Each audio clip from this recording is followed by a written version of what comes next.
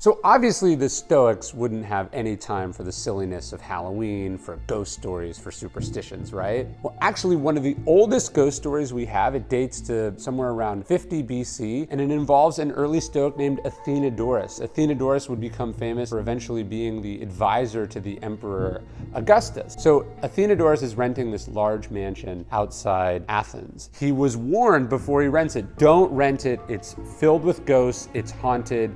And of course, as a Stoic, he doesn't listen.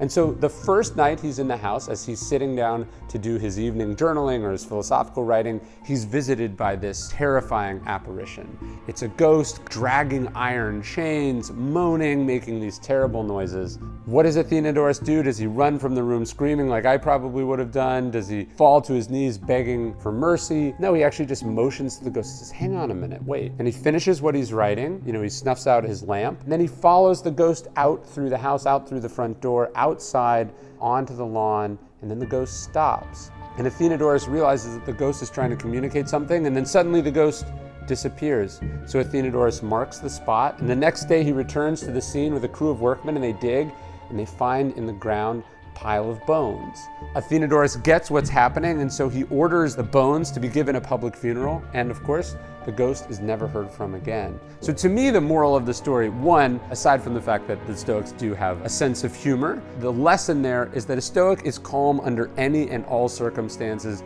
Doesn't matter if you're visited by a ghost or just given some bad news. You have to be calm, you have to be controlled. You can't let your mind run wild.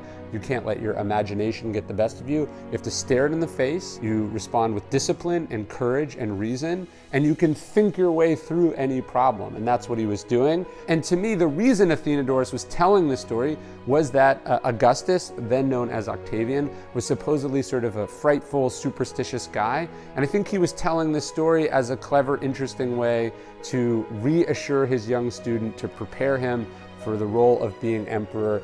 And he was using, as we use today, a ghost story as a way of teaching an interesting lesson. I love that story. It's one of the great ghost stories of all time. And I thought it was a fitting story to share with you today on Halloween. If you want to learn more about Stoic philosophy, totally for free, you can sign up for a Daily Stoic email. It's one free email every morning, the best of Stoic wisdom, dailystoic.com/email.